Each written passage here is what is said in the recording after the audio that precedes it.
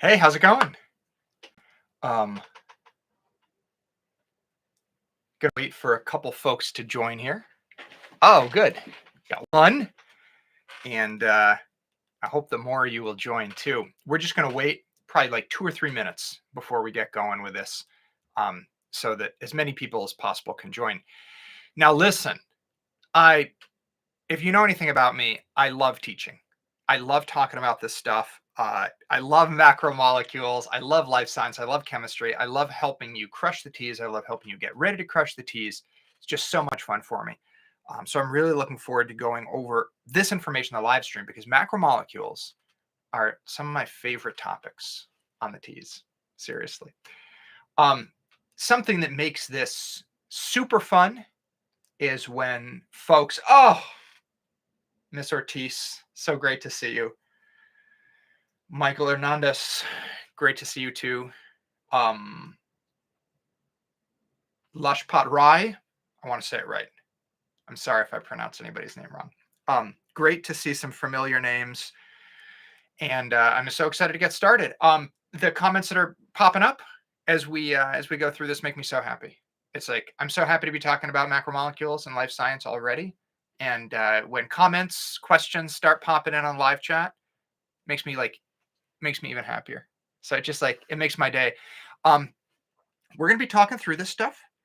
It's probably going to take about, I don't know, 30 minutes to 60 minutes. Come and go as you need to. I'm going to record this and then I'll post it. I'll send out an email and you'll be able to access this from a link for 24 hours whenever you want. And then after that, I'm going to add it to my TEAS chemistry course as like an extra bonus material. So if you're a subscriber to that, you'll be able to access it. Otherwise, you can access this for about a day for everybody for free. So okay. Anything else? Anything else to talk about? Great, great. I love seeing people pop up into this. By the way, as we go, I'm keeping my eye on the chat the whole time. And so it's like any questions you have, if you're like, whoa, you totally lost me there. I got completely confused. Just to be like, hey, whoa, stop, Um, I will address your questions like as soon as they come in. And quickly before we start, I wanted to ask if anyone like already has some questions or thoughts in their mind that I'll just like keep in mind as we're going through this material, right? Because maybe you're like, hey, like I already know that I'm confused about, proteins, or I already know that I'm confused about this, or can you talk about this, or talk just whatever you want to do, put it in the chat right now. And then as we talk through this material, I'll be sure to address it as we go. Oh, I love all these positive comments. Makes me so happy to hear that my videos are helpful. Kayla's confused on all of it. You know what? That is a really common feeling. If you're feeling confused by all of this, you're not alone. First, this is confusing stuff. Okay. Second of all, if you've tried to, like read the TEAS book, where I have my copy right here. I got this piece of garbage right here. Exceptionally difficult to understand. If you've tried to learn this material from this book, you're probably confused. As I often say, I have a PhD in this stuff, and I will read this TEAS book, and I won't be able to figure out what they're saying. So it's like, if you're confused, the problem is probably not you. The problem is, one's confusing stuff, and two, a lot of TEAS books and videos just aren't very good. They're just not good at teaching. So here's what we're gonna do. We're gonna take this material. I am gonna try my best to break it down step by step, so that it makes sense, so that you feel yourself learning. And you're going to have the chance to ask questions all the whole time that we're going, and you can just say, wait, stop right there. I don't get that. So now that we've got a bunch of people going, got a bunch of people here. Give me just like 2 seconds while I move some windows around on my computer, and going to get everything all ready to go.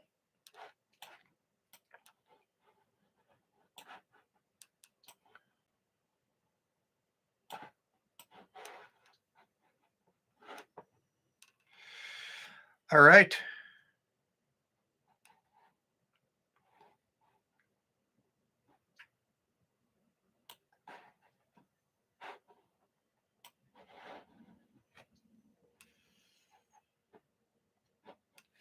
Okay. I'm sorry about this. Give me just 1 sec. My my computer isn't totally behaving. In the meantime, if you've got any questions or anything like that,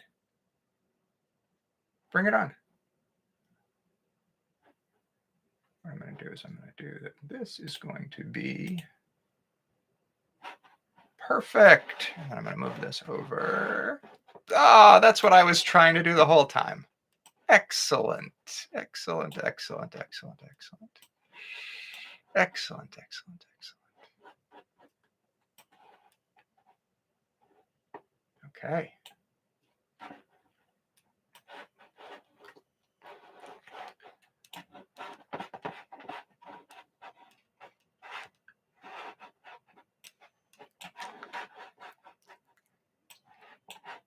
Thanks for bearing with me. I really appreciate it. There we go.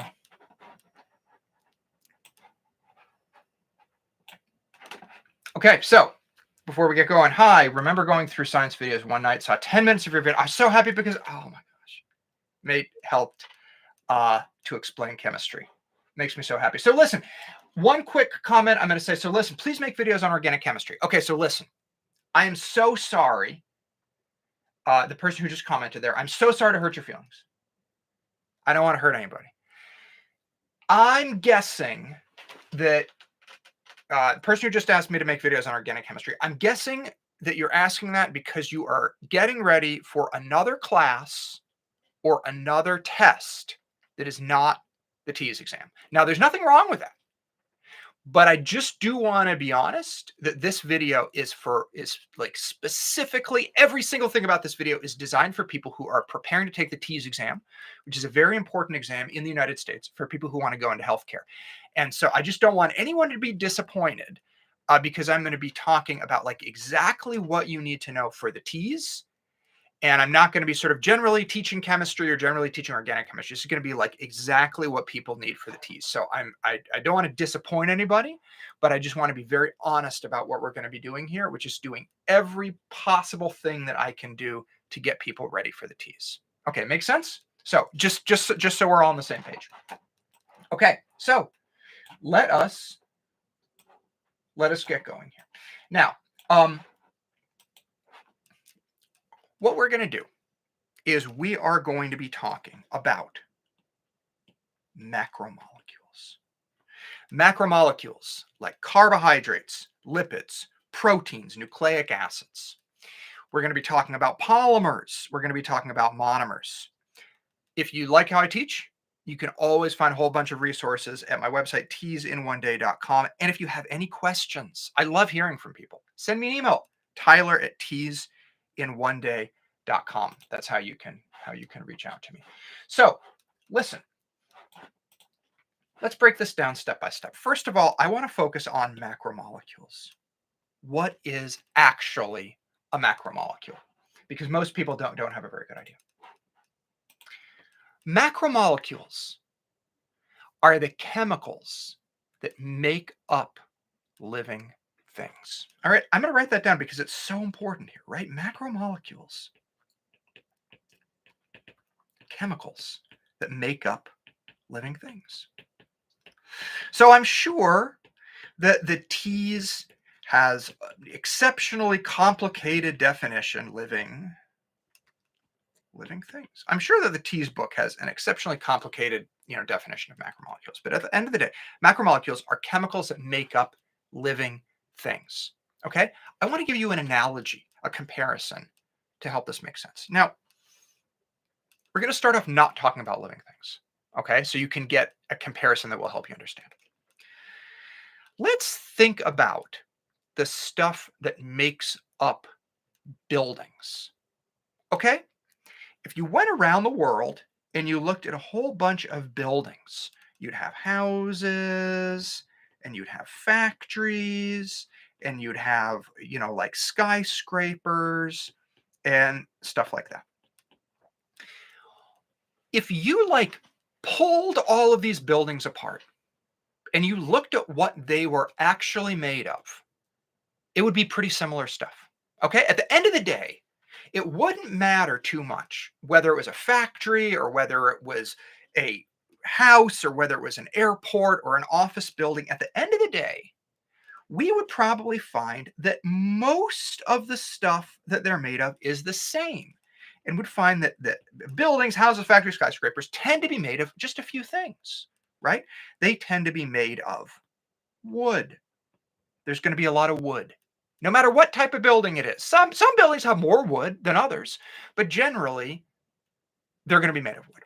We're also, if we looked at all the building materials for all the buildings, we would find metal.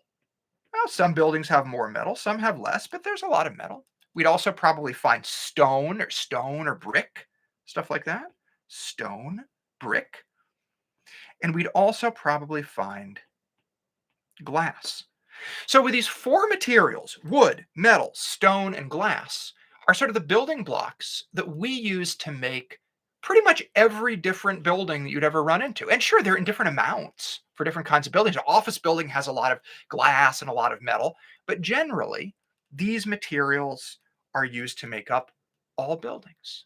Does that make sense? Now, you might already be able to see where I'm going here, okay? If you looked at living things, they are all made of similar materials. It doesn't matter whether you are looking at a plant or whether you are looking at an animal or whether you are looking at a bacterium. If you pull these things apart and you zoomed in millions and millions of times and you looked at the individual pieces, the atoms, the chemicals that they were made up of, they're all made up of the same stuff. Just the way buildings tend to be made of wood, metal, stone, glass, there are four chemicals that are used to make up almost everything in living things. Okay, and those four chemicals are what we call the four macromolecules, and the four chemicals that make up all living things are carbohydrates. I'm going to write this all out. It's going to take a little while. Carbohydrates, proteins,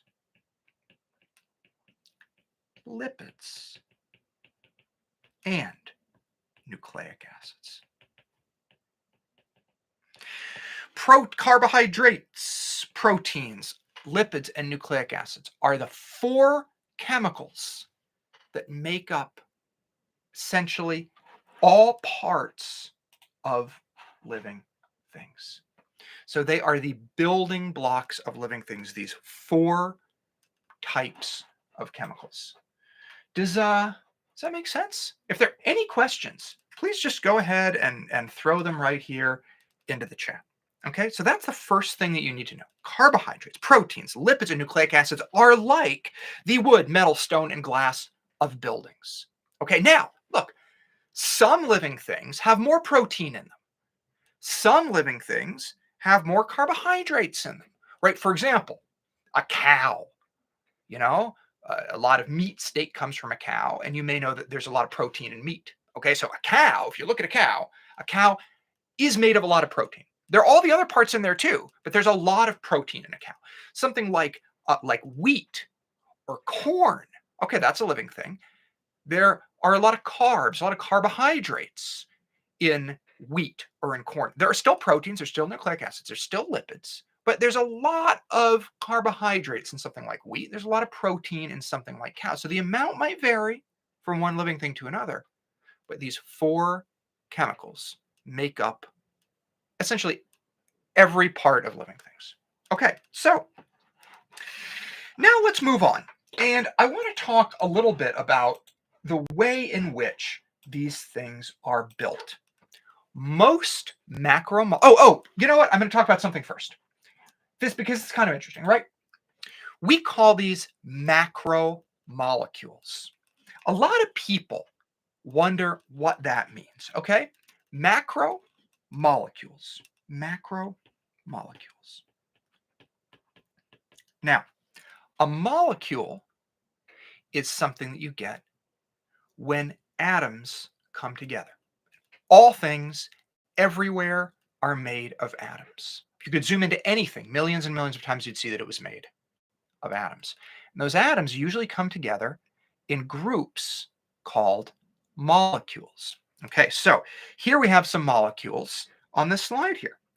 This is the H2O or water molecule, and this has three atoms in it. There's hydrogen, that's the yellow, that's the white ones, and there's oxygen. So there are three atoms in water.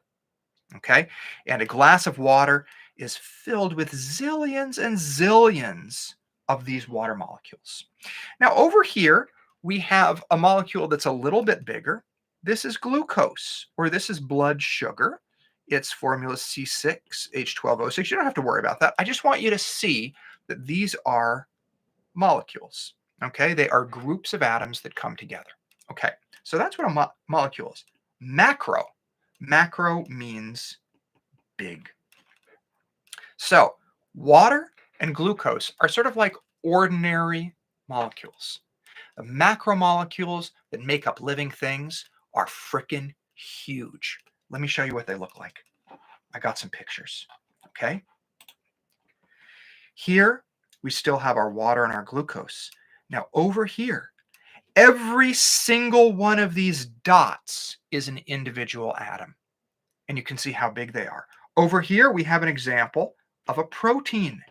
You can see how big it is. Over here, we have an example of a carbohydrate. Look at those. There are thousands and thousands of atoms here. This is a huge molecule. And over here, you may know what this is. This is a view of a tiny little section of DNA, which is made of thousands of atoms, or maybe hundreds of atoms right here in the picture. But if you had a full string of DNA, it's made of millions of atoms. So that's why these are called macromolecules. They're molecules because they are groups of atoms, but they are called macro. They're called macromolecules because they are so big and they are made of so many hundreds or thousands or millions of atoms. They are so much bigger than something like water or something like glucose that has, 3 atoms or 20 atoms. We're talking thousands, millions of atoms. These building blocks of living things are truly, truly huge, and that's why we call them macromolecules.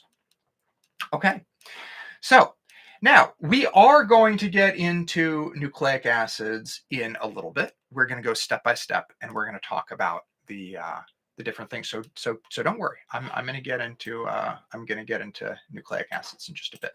Now, let's talk about this. Most macromolecules are built. They're made up in a very specific way. Okay, and I'm going to say most macromolecules are polymers. Polymer. That's a very important word. Polymers are groups, or polymers are made from individual units that you connect together. I like to think of a train as a polymer, and the individual cars of a train are the pieces that make it up. Or like beads on a string for a necklace. You can think of the string, the necklace is a polymer, and the individual beads are the pieces that make it up.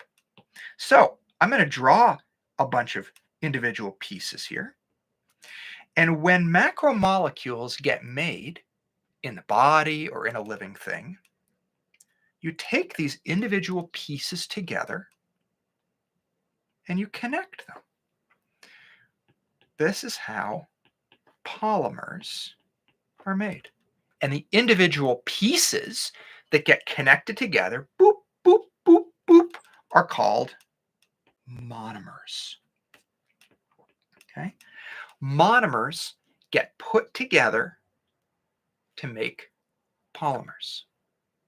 Exceptionally important. Now, for every type of macromolecule, there are different monomers that come together to make polymers, but most macromolecules are polymers, which means that they're made up of monomers. Now, there are two important words. Well, monomer and polymer are extremely important words, but there are two other very important words that you got to know for the TEAS that tend to show up on practice tests, official ATI material. And those words are anabolism and catabolism. And those words have to do with what we're looking at here. Okay? When individual pieces come together to make something bigger, that's anabolism. I'm going to write it down right here. Anabolism. Anabolism is a fancy word for saying building something big. I'm just going to say building something with, or I'm going to say building something by putting pieces together, by connecting pieces. So what I've drawn up here, I'm going to label it right here. This is an example of anabolism. If I have a bunch of individual monomers and I connect them together to make something bigger, I'm doing anabolism. Anabolism means building. You might know about drugs called anabolic steroids. People take anabolic steroids to help them build muscle. Anabolic means building. Okay, the opposite of anabolism is catabolism. And you can probably guess what that means if it's the opposite. I'll just draw out a diagram right here. When you do catabolism, you take something that's big and you break it down into smaller pieces. So I'm just going to say break things down. So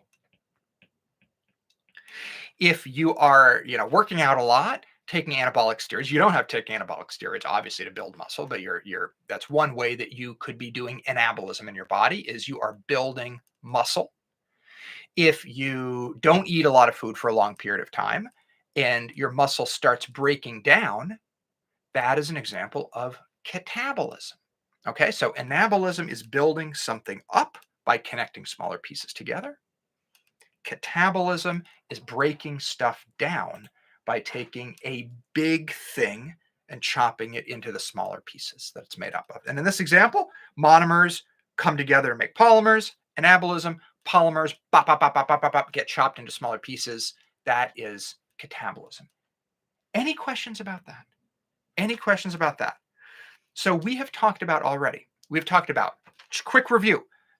We've talked about the macromolecules that make up all living things. They are the building blocks of living things. They are carbohydrates, proteins, nucleic acids, and lipids. They're called macromolecules because they are groups of atoms that are huge. Thousands, millions of atoms clumped together to make these giant building blocks that make up living things. Well, they're giant compared to something like water. They're still microscopic, but they're giant. And most macromolecules are polymers. Polymers are long strings of individual pieces. The individual pieces are called monomers. So you put a whole bunch of monomers together, you make a polymer. When you have a polymer or when you have monomers, you can do anabolism or you can do catabolism. Anabolism is when you take smaller pieces and you build something bigger. Anabolism means building. If you have something big and you chop, break it down, that is an example of catabolism.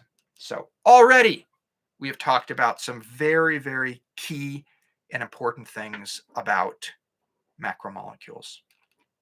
Any questions? Any questions at all about this? Tell me if this is helpful. Let me know in the chat. If this is not helpful, I'm really good at taking criticism. I'm like so good. I have very thick skin, and you can be like, this is boring. It's not helping at all. You're going too slow. You're going too fast. It's like absolutely, absolutely not going to hurt my feelings if you give me any positive or negative feedback. So just let me know. I'll keep an eye on the chat. Let me know if this is helpful. Let me know if you like it. Okay. All right. So we've talked about these four categories: carbohydrates, lipids, proteins, and nucleic acids. The next thing that we're going to do is we're going to talk about each one of these categories. We're going to talk about how they're made, what they do, and we're going to talk about the pieces that make them up And finally, we're going to talk about some famous examples of each that you should know for the T's. All right. There are a few examples of each of these categories of macromolecules that always show up in the T's. And so, no, you don't have to learn everything about proteins. You don't have to learn everything about carbohydrates, but you should learn a few examples that I call the famous examples of each one, because you're going to see them showing up on the T's all the time. Okay. The first thing that we're going to talk about are carbohydrates. We're going to learn everything about carbohydrates. I touched my screen. Let me just make sure that this is still looking good. Yeah, it's looking okay. Okay, so we are going to do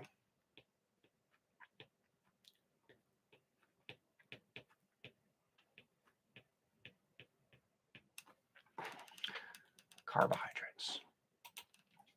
Now, carbohydrates are a type of macromolecule. Carbohydrates are polymers, and they are made from what we call monosaccharides or simple sugars. So if we have a bunch of monosaccharides and we put them together, monosaccharides,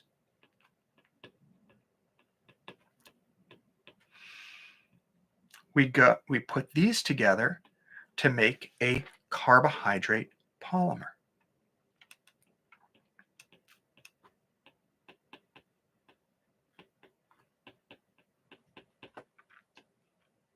Polymer. Okay. So, what role do carbohydrates play in living things? If they're like building blocks, what are they used for? Right? Like if you're building a building and you need to make a window, you're going to use glass, right? So different building materials have different functions. So what's the role of carbohydrates? Carbohydrates have two main functions. One function is they store energy. Extremely important. They store energy. Another important function of carbohydrates is they provide structure. And we're going to talk about examples of both of these. Okay? Carbohydrates are sometimes known as sugars, or we should at least say that the individual monosaccharides are sometimes known as sugars. So, for example, one famous example. Oh, sorry about that. Let me fix that. My iPad is not cooperating with me today.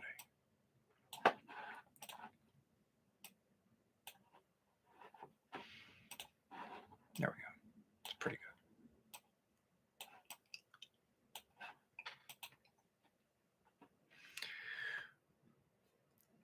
One famous example of monosaccharides is glucose, also known as blood sugar.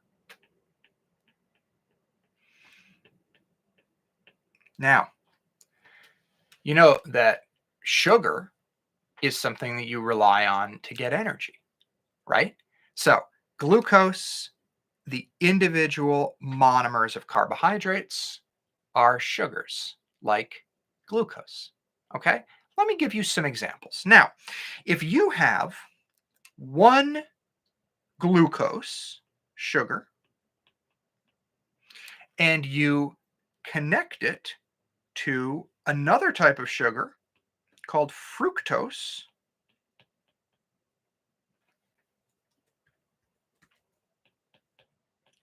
now you have something with two sugar monomers connected together, and we call this sucrose or table sugar.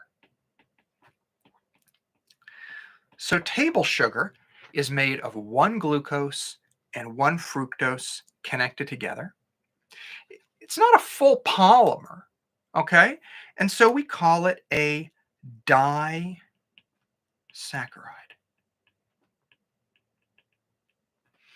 Sucrose is a disaccharide. Okay? It's made of glucose and fructose. What is it used for in living things? What do we use it for in living things? Well, we use it for making things sweet, obviously, but your body uses it for storing energy. So, sucrose is an example of a disaccharide made of glucose and fructose. It's used to store energy. Let's look at some other examples of things that are used to store energy.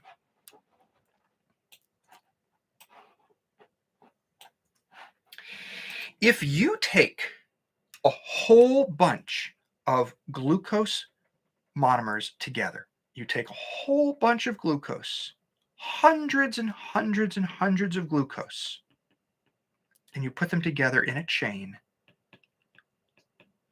you can make a few different things. One of the long polymers that you can make is called glycogen. And glycogen is a long string of glucose monomers. Glycogen is used to store energy. It's used to store energy in our bodies. And you find glycogen in the liver and you find it in muscles. It's very important to know about glycogen for the T's. So, glycogen is a way that the body stores energy by putting hundreds of glucose, thousands of glucose monomers together in a big chain. So, glycogen is a big chain, a big polymer of lots and lots individual simple sugars, and it's found in our liver and muscles. Now, in plants, you can make another chemical called starch, which is very similar. It's made of many glucose molecules put together in a chain, but we find starch in plants. And starch is also used for energy storage. Glycogen is sort of a long polymer that's used for energy storage in animals, and starch is a long polymer that's used for energy storage in plants. So, important things to know for the T's: glycogen and starch are both examples of long strings of monosaccharides, polymers that are used for energy. Now, carbohydrates can also be used for structure. You can put lots of sugar molecules together, and you can make something that actually provides firm, solid structure. There are two examples that it's important to know for the T's. And one of these is called cellulose.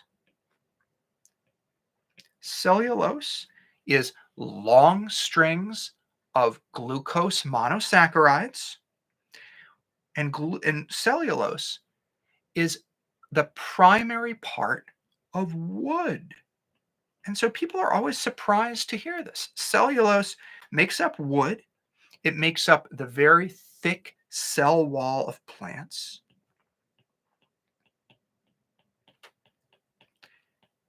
And cellulose is a long string, exceptionally long string of individual monosaccharide or sugar monomers, one right after another. Now, here's the thing: people can't eat wood, right? Our bodies can't digest wood. Our bodies can digest starch. Our bodies can digest glycogen. We can get sugar. We can break it down into sugar. But our bodies can't digest cellulose. So we can't eat wood. But you know what? Termites can eat wood. Termites have special bacteria in their stomachs. They can eat cellulose. They can eat wood. And they have bacteria in their stomachs that take the cellulose and they can break it down into the individual sugars that make it up. And they can literally eat wood and break it down into a sugary snack. Isn't that wild? But for most purposes, cellulose provides structure. It's a long string of sugar monomers that creates wood, hard, thick plant cell walls. There's another very important carbohydrate to know. Oh, this darn iPad. This is going to be the end of me. I've got to figure out what's going on here. This darn iPad is killing me.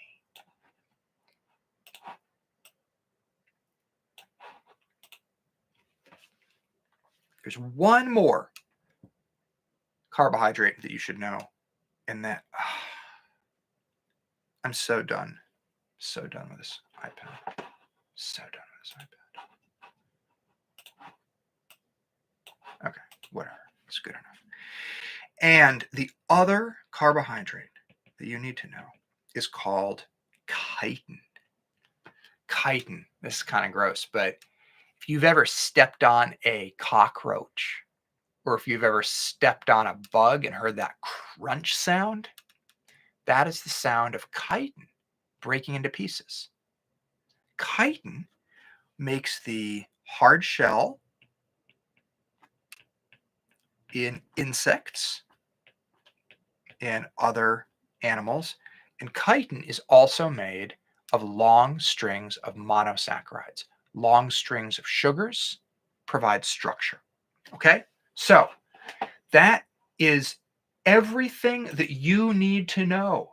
That is everything that you need to know about carbohydrates for the T's. Now, as I always say, okay, fair enough. This is all of the most important stuff that you need to know about carbohydrates for the T's. Is there a chance that, 1 out of 1,000 T's questions will ask something about a carbohydrate that we didn't talk about here? Yes. There exists that possibility. But for 95% of T's questions that are going to be asking about carbohydrates, this is all you need to know. I have looked at hundreds and hundreds and hundreds and hundreds of official ATI practice questions, official ATI materials. This is the most important information that shows up all of the time. And so that's why we're focusing on it here. I could spend 5 hours teaching you everything about carbohydrates that might show up in a bizarre universe, or I can spend, I guess that was about 15, 20 minutes teaching you the most important stuff that is easiest to learn, that is going to show up 95% of the time. And that's just what we did here. That's just what we did here. So, Diana, I'll get to you in just a sec. It's a really good question. Just to quickly recap what we said about carbohydrates, everything we said about carbohydrates. Carbohydrates are one of the 4 types of macromolecules. They are long polymers. They are made of monosaccharides.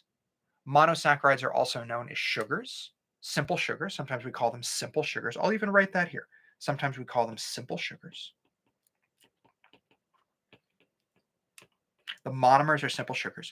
The individual monomers, the most famous example of an individual monomer is glucose. Okay, glucose or blood sugar. Now, you can put glucose together into long chains, millions and millions of glucoses connected to each other, and you can make many different things.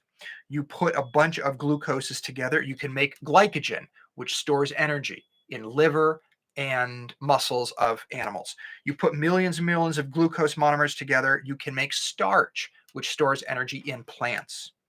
You can also put millions and millions of glucose monomers together, and you can make cellulose, which is wood. It provides structure. Or you can put blah, blah, blah, millions and millions of glucose. Yeah, you know what I'm going to say. And you can make chitin, which is a hard, crunchy material that provides the outer shell of insects. And just because it also probably might show up on the T's, sucrose, which is table sugar, is a disaccharide. It's not a long polymer of glucose, but it is glucose connected to another sugar called fructose to make this disaccharide called sucrose. Glucose and fructose together make a disaccharide with 2 sugar molecules. So now, very, very happy to see that this is helpful for people. Very quick question about dehydration. Now, for dehydration synthesis, I'm going to go back to this slide here. This is something that is in the TEAS prep book, but that rarely, if ever, shows up on official ATI materials. It's like it's in the book, but they never really ask questions about it. But I'll make it really quick, okay?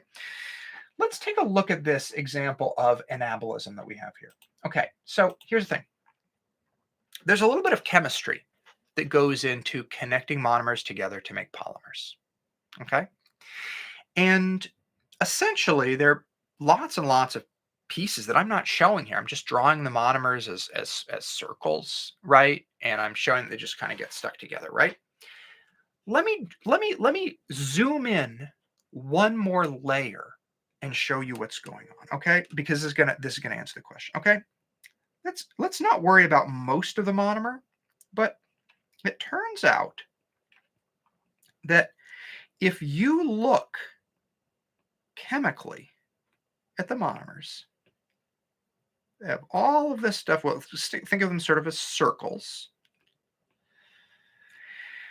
And on each side, they have a hydrogen and an oxygen.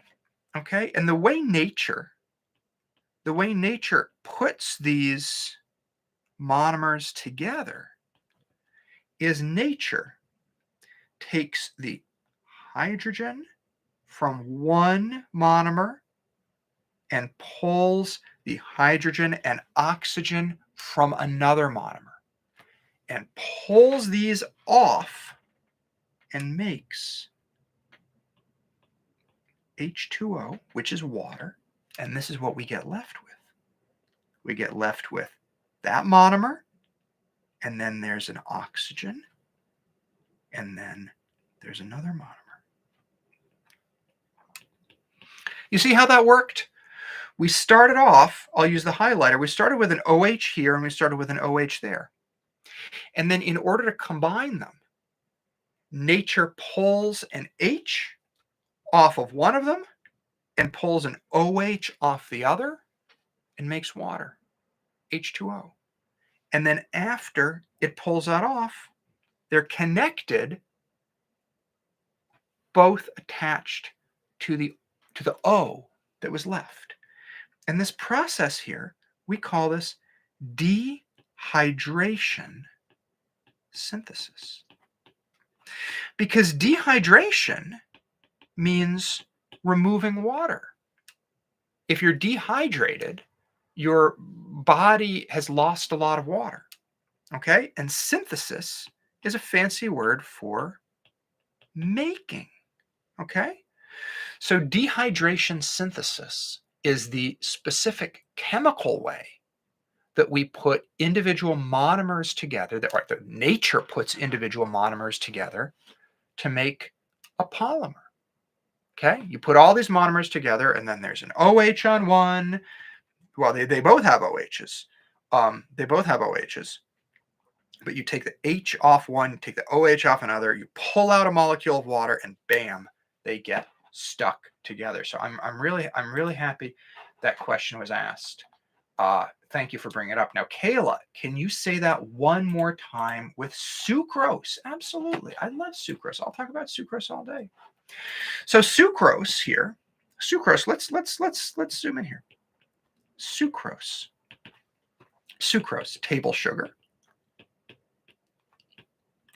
A lot of the carbohydrates that we're talking about today are long polymers, okay? Millions and millions of glucose molecules, okay?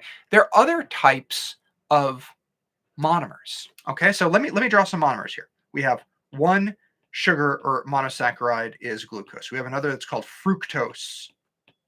We have another called galactose. I could go on and on and on and on. Not at all. But so there are different kinds of monomers, monosaccharide monomers. Okay. So most of the stuff that we were talking about has been long chains of glucose. But you can take a glucose monomer, one glucose. Here it is, glucose. And you can take that glucose and you can add it to a fructose, which is another type of sugar. Here we go, fructose.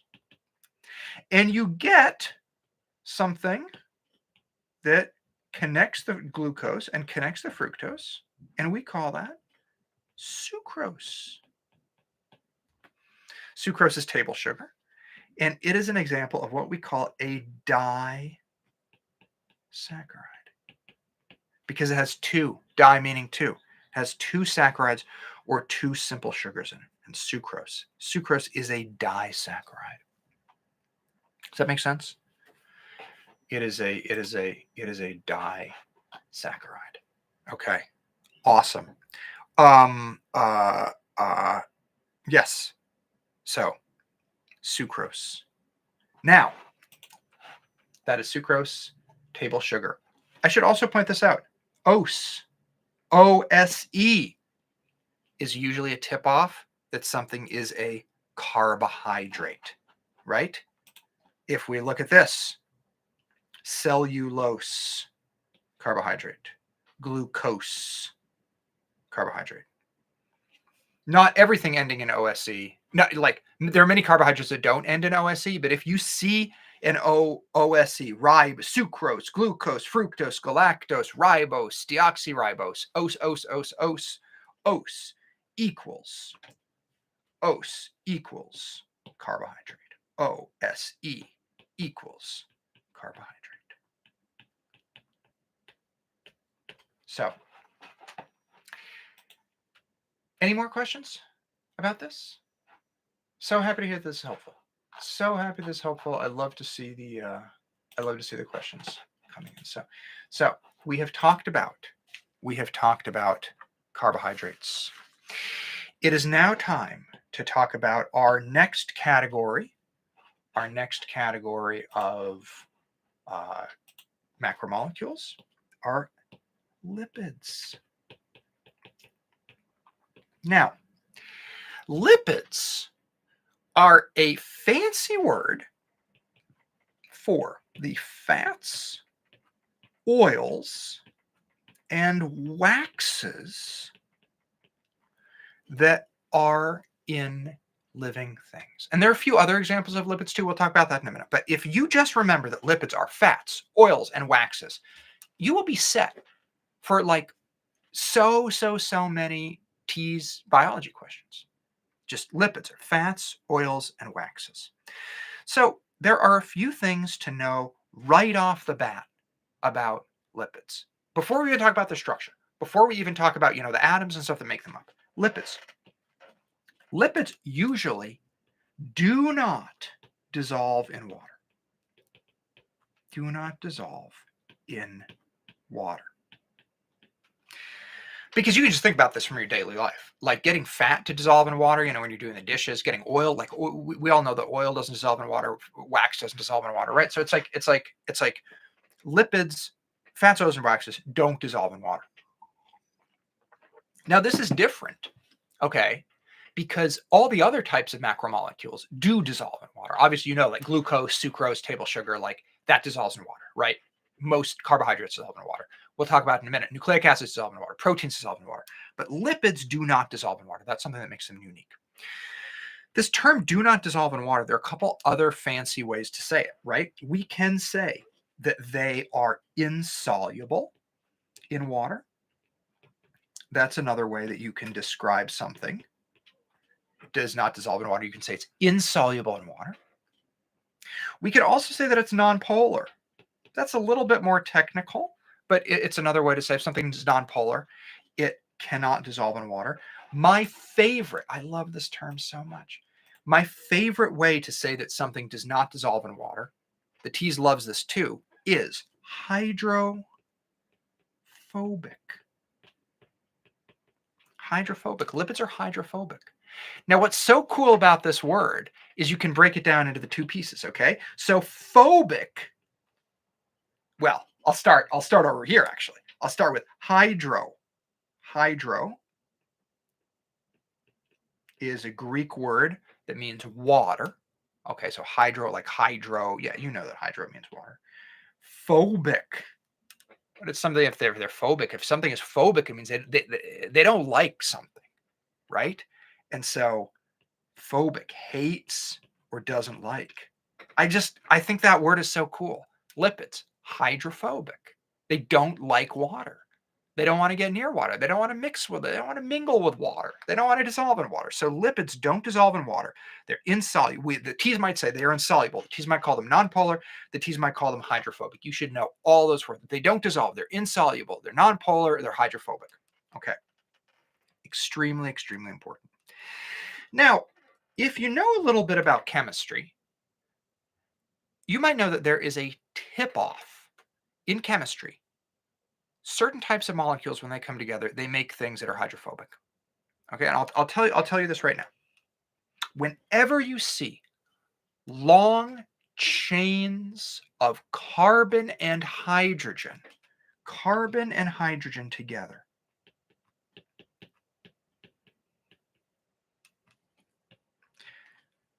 they are don't dissolve in water.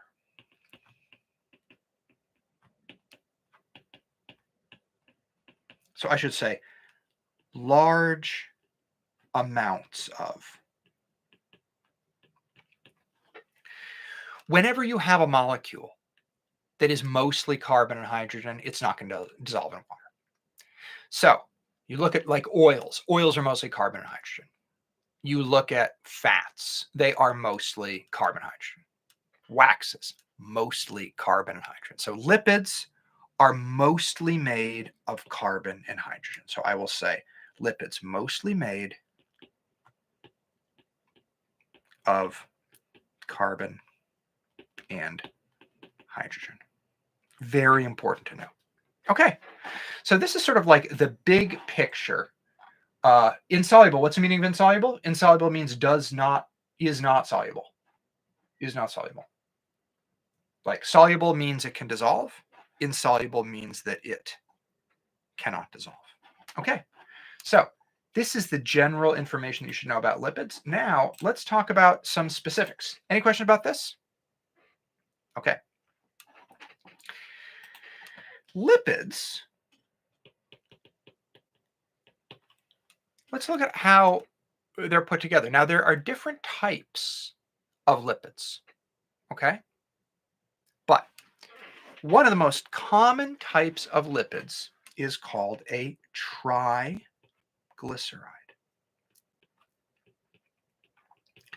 And triglycerides make up fats, they make up many oils and things like that. Okay, so when nature makes a triglyceride, here is what nature does. Nature takes a molecule, I'm going to draw it like this, called glycerol.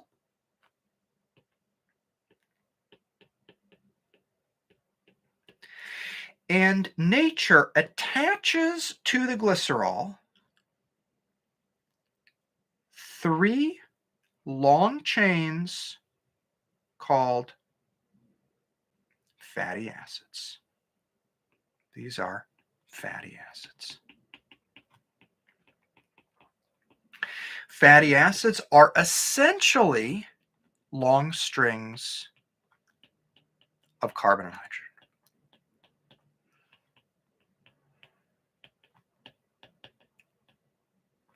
So, many lipids are made in this way. They are a glycerol molecule connected to 1, 2, 3 fatty acids.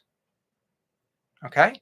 So, you often put monosaccharides together to make glucose. Put monosaccharides together, which might be glucose. You string them together to make carbohydrates.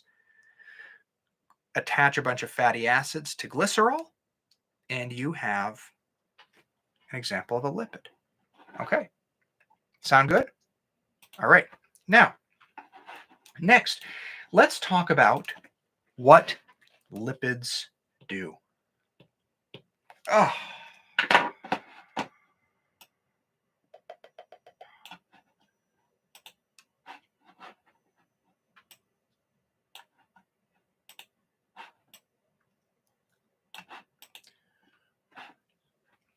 Okay, so lipids. Lipids provide energy storage. Okay. You probably know that if you eat a lot of extra food that you don't really need, your body will store that extra energy by making fat. Okay. Um, if you need a lot of energy, you could eat a bunch of fat. Fat has a lot of energy in it. So animals use lipids, animals and plants, all living things use lipids for energy storage. Lipids can also be used in animals for insulation. And they can use lipids for cushioning because lipids can be a little bit squishy. And so in the body, lipids can be used for cushioning. Okay. There is another type of lipid that is used to make the cell membrane. We'll talk about this a little bit later when we talk about cells, but I'm going to tell you right now, there is a type of lipid called a phospholipid. And phospholipids are used to make a cell membrane.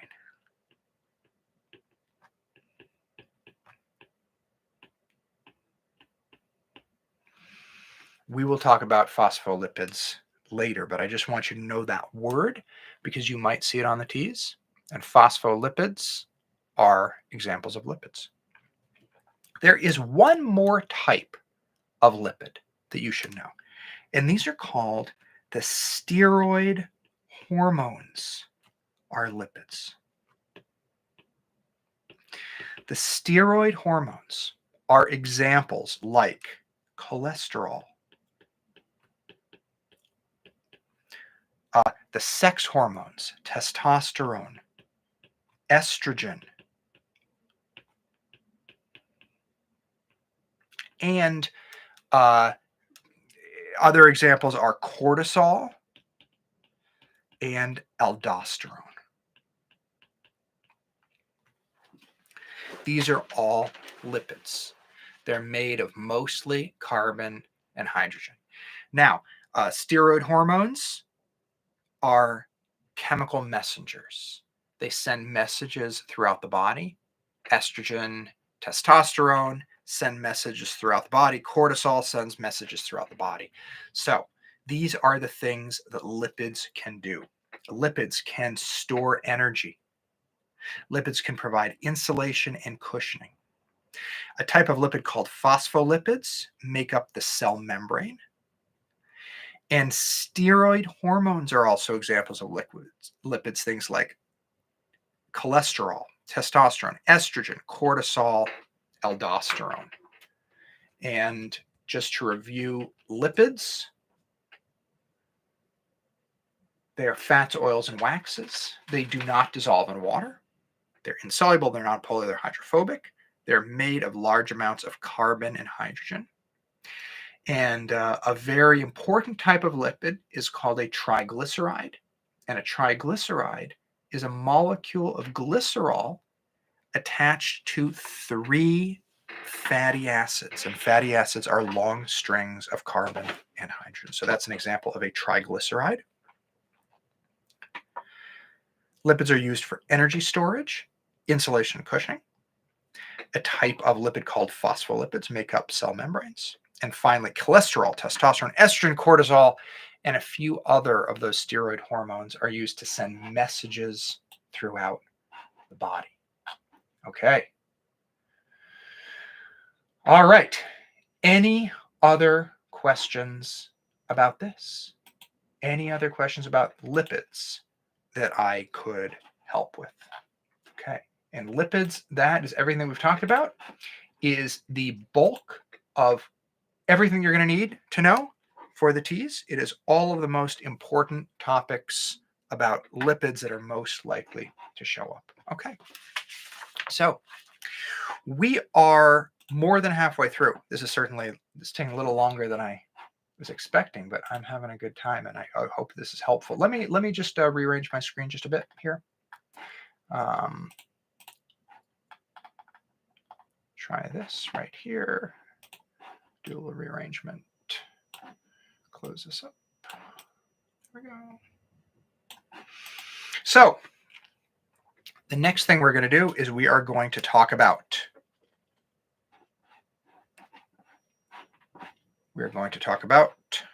proteins. Proteins are a very, very, very important category of. Sorry about this. Let me just move this a touch more like this. There we go.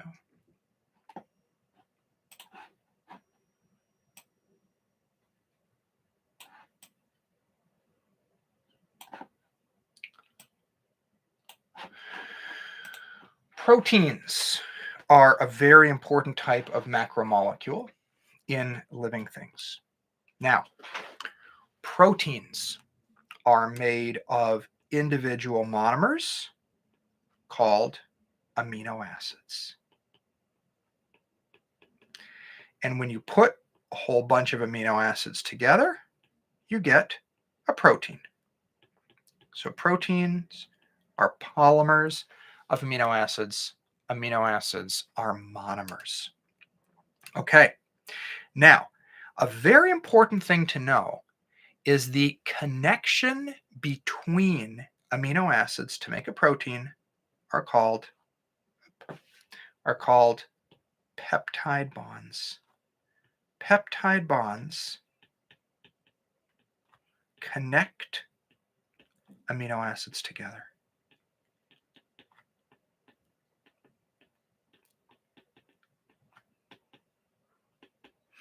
Peptide bonds connect amino acids together.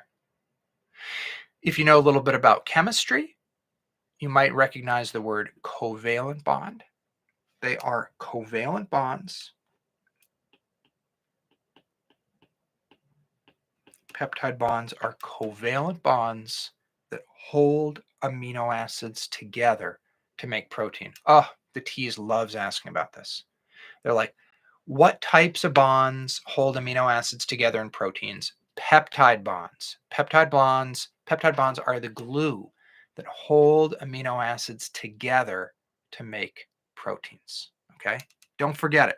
Peptide bonds hold amino acids together to make protein. So, what do proteins do? Proteins in living things have two very important jobs. Proteins, their jobs. Many proteins are enzymes. And what is an enzyme? An enzyme is a catalyst in a living thing. And what does a catalyst do? A catalyst is something that speeds up a chemical reaction.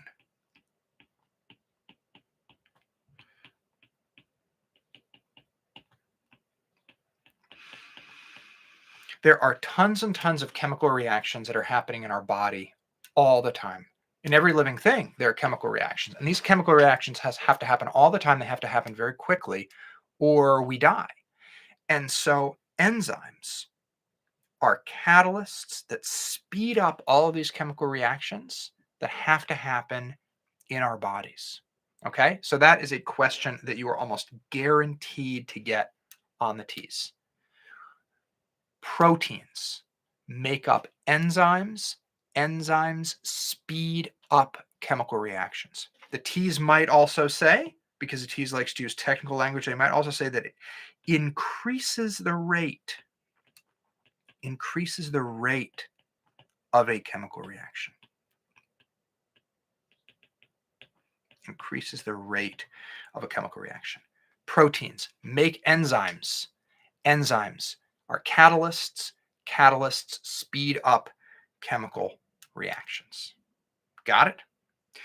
There are a few important examples of enzymes that you should know. There are two in particular that show up on the TEAS. One of them is called pepsin. And pepsin That's an I right there. Pepsin is an enzyme that breaks down proteins.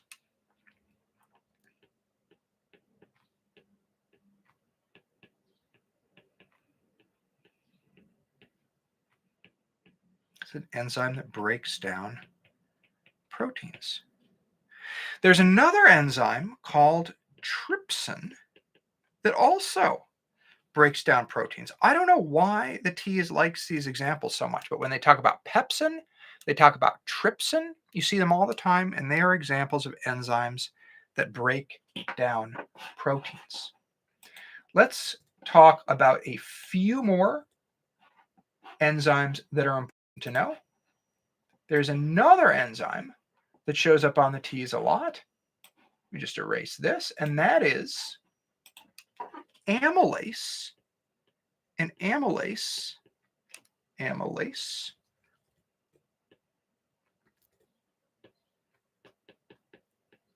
is an enzyme that breaks down carbohydrates. Particularly, it breaks down starch.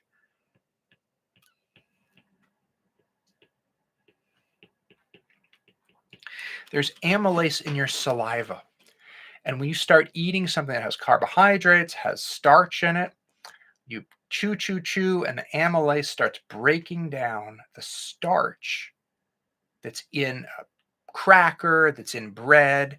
Amylase is breaking it down into its individual monomers that make it up. So pepsin and trypsin are enzymes that break down proteins. That's something you should know for the TEAS. And you should also know about amylase, which is an example of an enzyme that breaks down starch.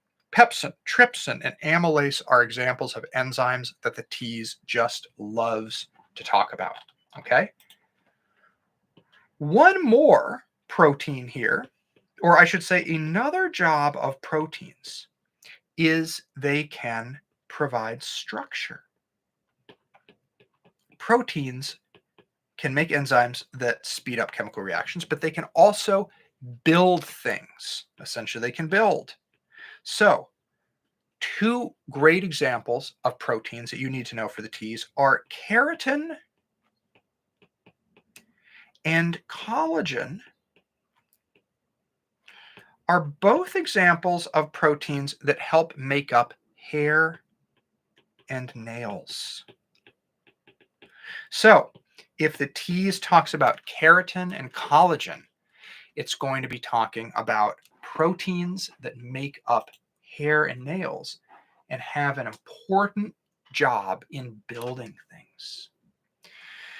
So, Daisy asks, what's the difference in the way they store energy? And I'm getting to this question a little bit late, but I'm guessing that you're asking about what's the difference between how carbohydrates and lipids store energy. And I'll tell you right now, the main thing is that lipids store much more energy than carbohydrates, but they are slower to break down and get the energy from. I'll write that out, and then we'll go back to proteins. So, energy. I'll write it right up here. Energy. Carbohydrates. Lipids. So, carbohydrates have less energy. Lipids have more energy. But with carbohydrates, your body can use it fast. I will say fast energy. And you can probably feel that, right? When you're like running out of energy, you don't have a lot of energy, you eat a candy bar that's filled with sugar, like you get that energy really, really fast. It's just within a minute or two, you can get the energy from carbohydrates, from sugar. On the other hand, lipids, it takes a much longer time to digest, slower digestion, and slower energy. So that's the important thing to know. Lipids, way more energy than carbohydrates, but it's much slower to break them down and get that energy out. So hopefully that answers your question. Let's go back to our quick review of proteins. Proteins are a third category of macromolecules. They are made from amino acids. They are long strings of amino acids. The amino acids are the monomers for proteins. The amino acid monomers are connected together by peptide bonds. And proteins can have two jobs. Proteins can act as enzymes, in which case they speed up chemical reactions because they're catalysts, or proteins can build things. They can provide structure. There are a few famous examples of these that you should know for the T's. For enzymes, pepsin is an enzyme that breaks down proteins. Trypsin is also an enzyme that breaks down proteins. Amylase is an enzyme that breaks down starch for digestion of foods. And finally, for proteins providing structure, keratin and collagen are two examples of proteins that build stuff. They build hair and they build nails. So if you see keratin, collagen on the T's, we're talking about proteins. Specifically, we're talking about proteins that build stuff. Okay, so the last category, which is actually a pretty quick category that we're going to talk about, is nucleic acids. Nucleic acids. Nucleic acids are a type of macromolecule that carry genetic information.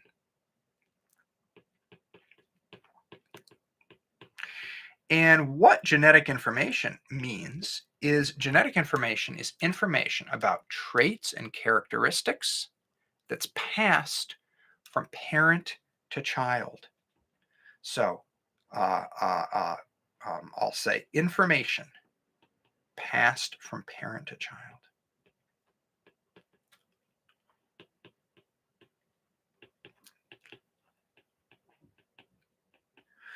We also might call this hereditary information.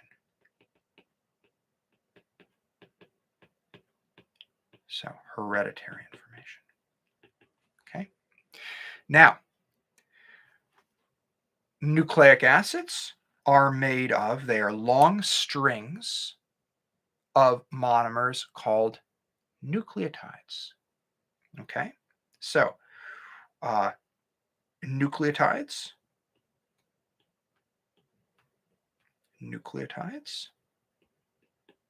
And we'll talk more about nucleotides later when we talk about DNA, but nucleotides come together to make nucleic acids. And there are two types of nucleic acids. There are only really two that you need to know, and those are DNA and RNA. We'll talk more about DNA and RNA later. All you need to know right now is that DNA and RNA are both examples of nucleic acids, so they're made up of nucleotides, and they carry genetic information. Now, sometimes the T's can be tricky, and it can use the full name. DNA and RNA are abbreviations, and so DNA is the abbreviation for deoxyribonucleic acid, and RNA is the abbreviation for ribonucleic acid.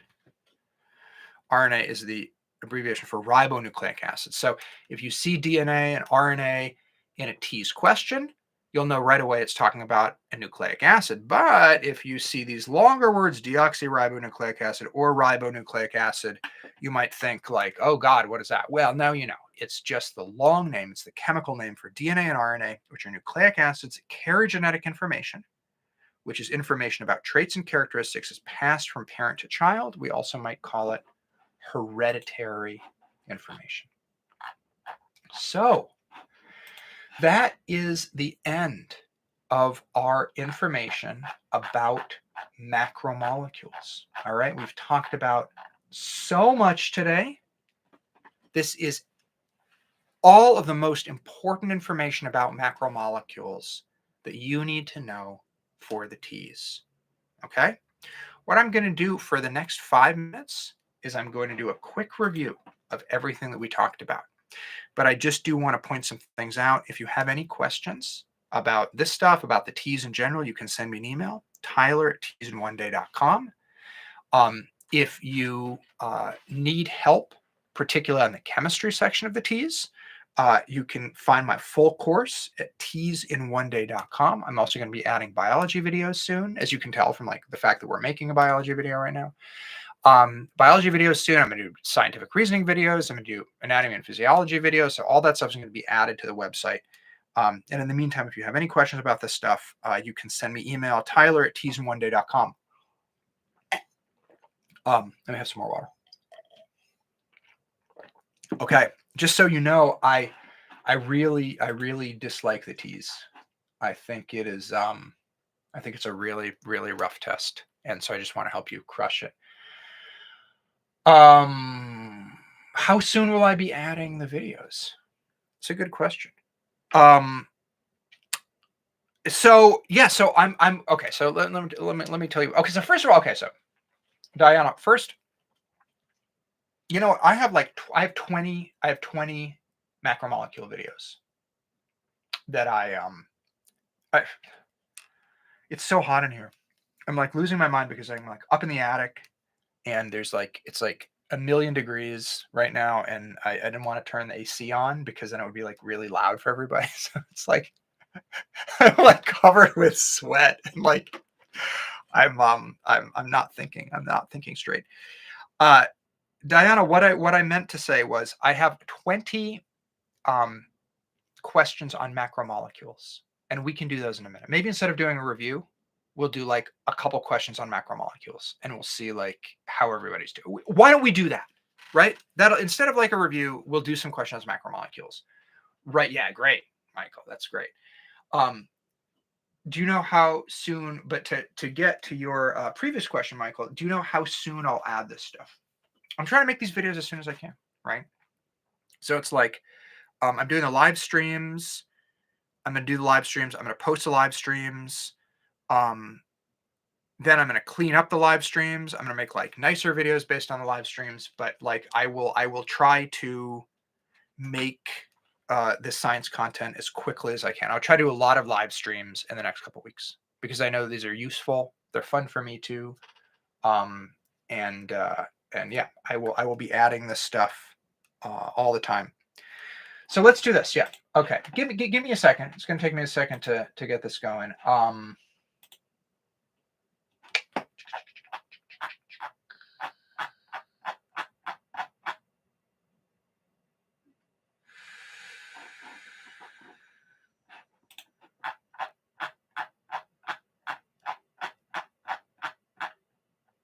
Okay, let's do some practice problems.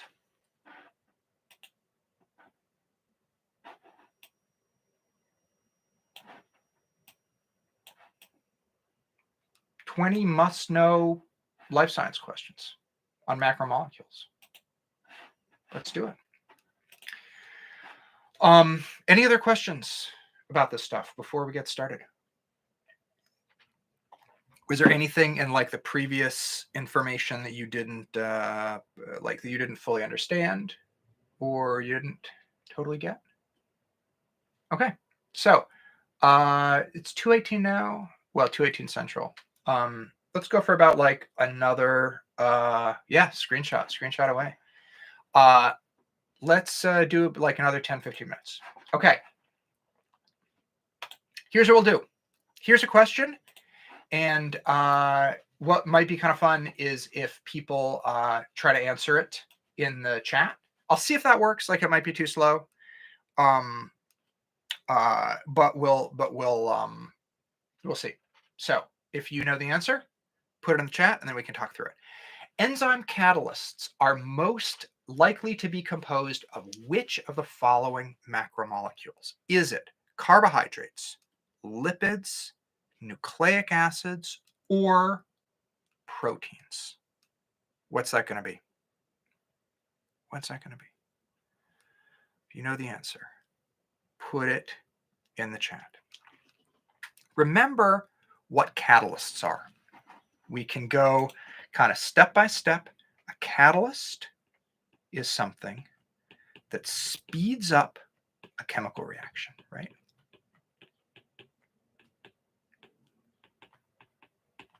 Now, enzymes are catalysts in living things. And finally, what macromolecule usually makes enzymes? Proteins. When you see proteins, you should think enzymes. When you think enzymes, you should think proteins. Okay? So proteins, proteins, proteins, proteins. Oh, I'm so happy to see that people got that right. Next one, which of the following macromolecules is typically insoluble in water? Now, remember, we had a question about this earlier. What does insoluble mean? Insoluble means it doesn't dissolve. It doesn't dissolve. So, which of the following macromolecules doesn't dissolve in water? Because there's only one. The other three do dissolve. So, there's only one type of macromolecule that is typically insoluble in water. And this is B, lipids. Lipids, a fancy name for fats, oils, and waxes that are found in living things. Insoluble, this word insoluble here, remember there are other terms that you might see on the T's. Instead of insoluble, they might say which are nonpolar. They might say my favorite term, hydrophobic. They're hydrophobes. They're hydrophobic, they're nonpolar. They might just say they can't dissolve. So any of those might be used for lipids. Lipids are insoluble in water. They don't dissolve in water. They are nonpolar. They are hydrophobic. Okay. All right. Let's keep going. Which of the pairs below is the incorrect combination of monomer and macromolecule? Right. So what we're looking here is we're looking for the wrong one. Okay. So monosaccharides, carbohydrates, glyceraldehydes, lipids, amino acids, proteins, or nucleotides, nucleic acids. What do you think about that? While you're thinking about that, I'm going to adjust my monitor here.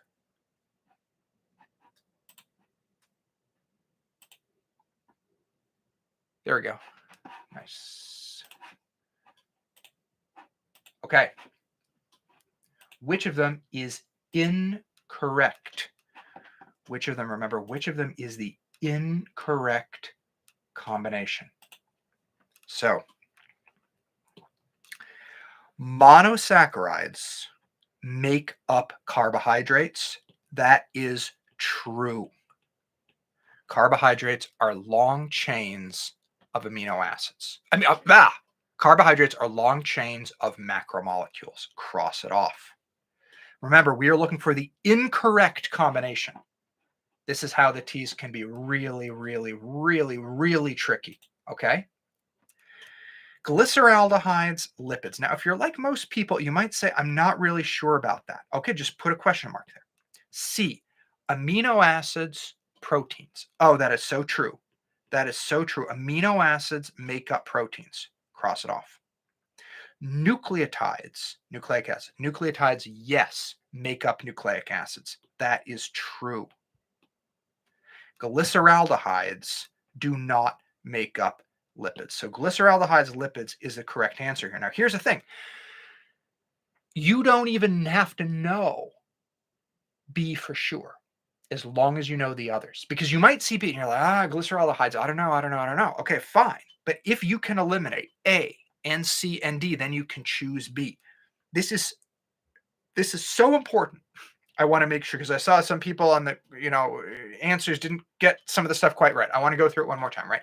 So monosaccharides make up carbohydrates. Amino acids make up proteins. Nucleotides make up nucleic acids. Fatty acids plus glycerol can make up lipids. Okay. Monosaccharides, carbohydrates, fatty acids, and glycerol make up lipids. Amino acids make up protein. Nucleotides make up nucleic acids. Any questions about that? Don't feel bad. If you have any questions, it's like no big deal. No big deal. Don't feel bad about that. Okay, which of the following is not a polymer of monosaccharides? Which of the following is not a polymer of monosaccharides? A polymer of monosaccharides. That's a fancy way of saying what? What is a polymer of monosaccharides? A carbohydrate. Because carbohydrates are molecules that are made up of many, many monosaccharides. So this question is essentially asking which of the following is not a carbohydrate. Let's go step by step. 1, cellulose. Is cellulose a carbohydrate? Absolutely yes. So we're going to cross it off. Cellulose is, first of all, we know it's a carbohydrate because it ends in OSE. And whenever you see OSE equals carbohydrate. You might also remember cellulose is one of those must-know chemicals for the T's. Cellulose is the carbohydrate that makes up wood. It makes up the tough cell walls around plant cells. It also makes up cotton, right? So cellulose is absolutely a carbohydrate. Glycogen, yes. Glycogen is a polymer of monosaccharides. Glycogen is a carbohydrate. Remember what glycogen does? Glycogen does, let me erase this.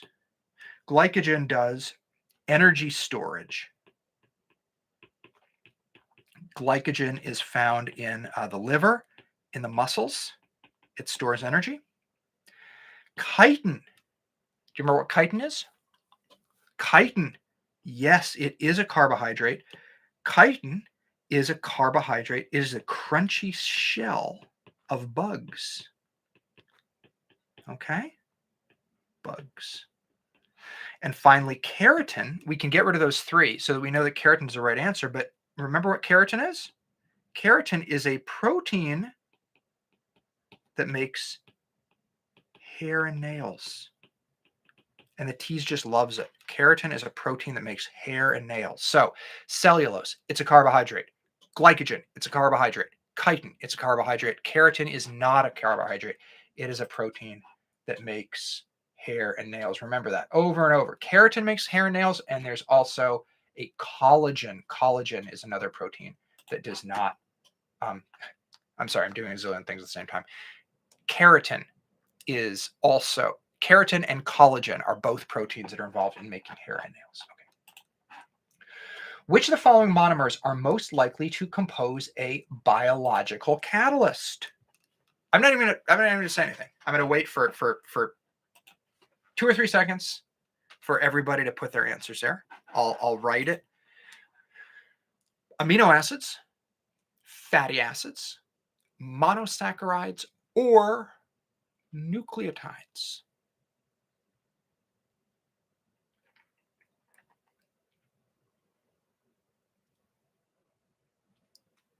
We'll take this step by step. You may already know the answer. I see there are a lot of correct answers that are trickling in. It makes me so happy to see that. I'm going to take this step by step. Amino acids. What do amino acids make? Amino acids make protein. Fatty acids, what do they make? They make lipids. Monosaccharides, what do they make? They make carbohydrates. Nucleotides, what do they make? They make nucleic acids like DNA and RNA. Now, when we are talking about a biological catalyst, something that speeds up chemical reactions in living things, what are we talking about? We are talking about an enzyme. What are enzymes almost always made of? They are made of proteins, proteins, proteins.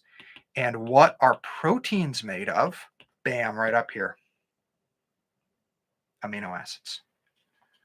Amino acids. Oh, I can promise you that you are going to see a question like this on the T's. There are like a million different ways that they might word it, right? So I can't predict exactly which question is going to show up on the T's, but they are going to, when you take the T's, they are going to ask you at least one question about like enzymes, proteins, and amino acids. I don't know how it's all going to fit together, but there will be a question, at least one question. Sometimes there are like 3 questions on this, but there will be at least one question about enzymes, speed up chemical reactions. Enzymes are made of proteins. Proteins are made of amino acids. Like, you have got to know it, got to know it, got to know. Choose the incorrect pairings. Select all that apply. Select all that apply is like the meanest thing that the TEAS can do, because it's like you find one correct answer, you find two correct answers. You're not sure if you're there yet, right? You're not sure if you're ready. Okay.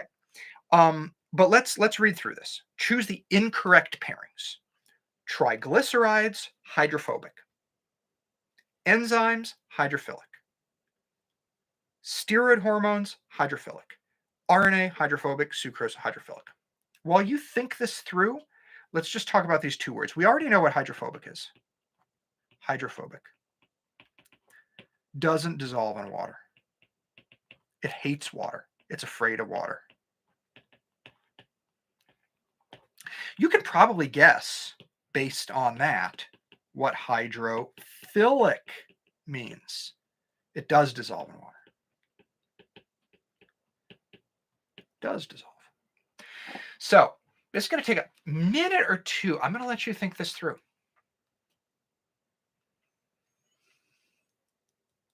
The first thing that I'm going to do is to help you think about this. I'm not going to do any, like, tell you what's the right answer or anything yet. But what I am going to do is I'm going to go step by step here.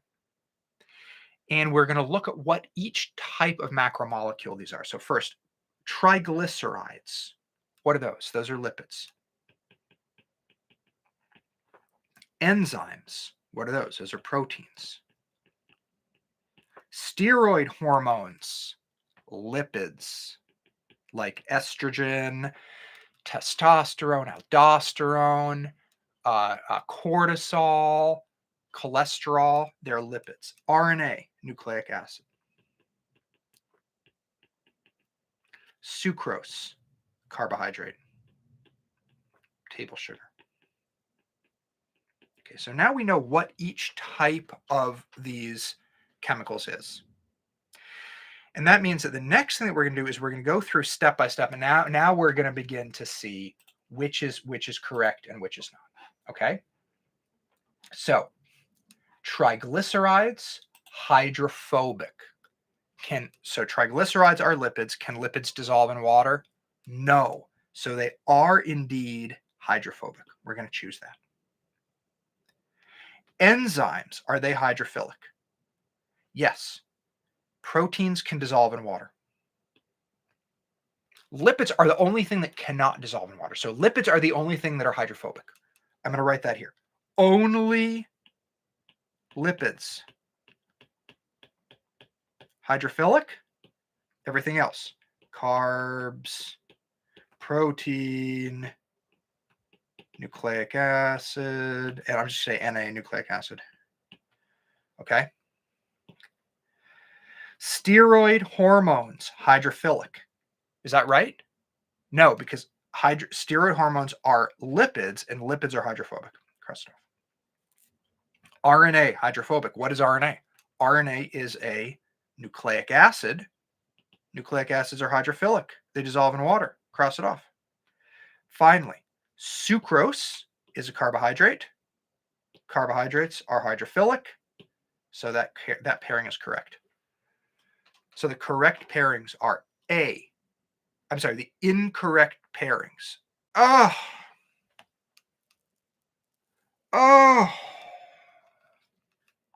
I was doing it all wrong.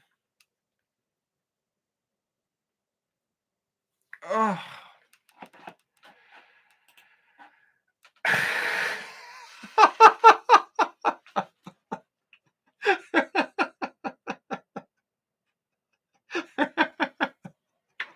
Oh my God. It's like even the teeth. No, I mean, like, look, let's just okay, let's just like pause for a second. Right? Like, the TEAS is a really hard test, right? Because it's like the way they word things is really like, choose the incorrect pair. Like, you can see, like, I made this mistake myself. Right? I wasn't thinking. I started thinking I started choosing the correct pairings instead of the incorrect pairings. This just shows how tricky questions like this can be. It's like if I'm making this mistake, anybody can make this mistake. Anyone can make this mistake. And it's like you got to stay on your toes, right? You got to stay on your toes. This is a hard test. There's a hard test. They use tricky language and they use multiple things where you got to figure out, is it a protein? Is it a lipid? So here's what I'm going to do. We're going to just do this real quick. Luckily, with the beauty of technology, I can get rid of most of what I did here, and I can just get rid of it, and we'll just do this real quick and super fast. We'll go through this. Incorrect pairings. Triglycerides are in fact hydrophobic. So that is okay. Enzymes, hydrophilic, no. Steroid hormones are not hydrophilic. RNA is hydrophobic. No, it's not. So that's correct. B, C. Oh, no, enzymes are I hate this question. Enzymes are hydrophilic, so it's wrong. Okay. Steroid hormones, hydrophilic. Wrong, so it's right. RNA, hydrophobic. Wrong, so it's right. Sucrose, hydrophilic. Right, so it's wrong. What a stupid effing question. I mean, I'm sorry, but I'm sorry.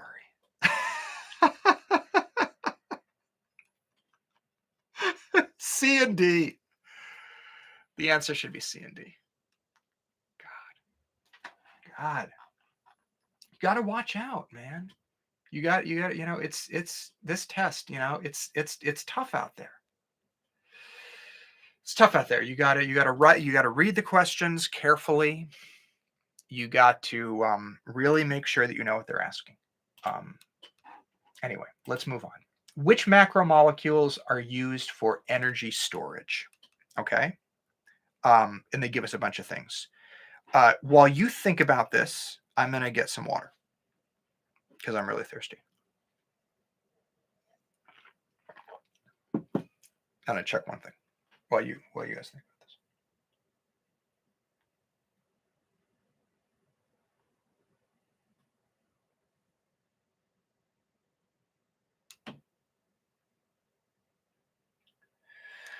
Okay. Blame the heat. You're right. I will. It's hot in here. Oh, and you know what? There's an error here. This should be select all that apply.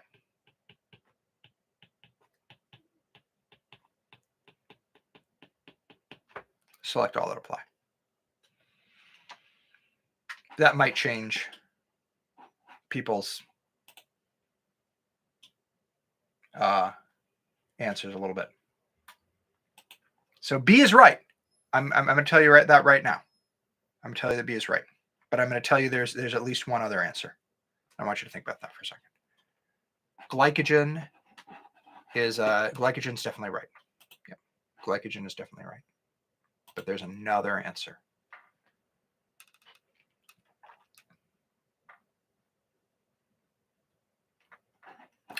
What I'm going to start to do is I'm going to go through here and I'm going to talk about what each one of these are. So triglycerides. Oh, this damn thing.